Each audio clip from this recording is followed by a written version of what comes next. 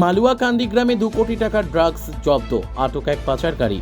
বুধবার ফের নেশা বিরোধী অভিযানে বড়সড় সাফল্য পেল বদরপুর পুলিশ। সূত্রে জানা গিয়েছে, বুধবার বিকেল 4টে নাগাদ গোপন সূত্রের খবরের ভিত্তিতে সাদা পোশাকে করিমগঞ্জের ডিএসপি কৃষ্ণ দৈপন নাথ ও বদরপুর থানায় ওসি শমশের কৌর ভাঙ্গা পিআইসির ইনচার্জ বিবাকর গগৈয়ের নেতৃত্বে মালুয়াকান্দি গ্রামে এক অভিযান চালিয়ে পাচারের পথে বিপুল পরিমাণ ড্রাগস উদ্ধার করা হয়।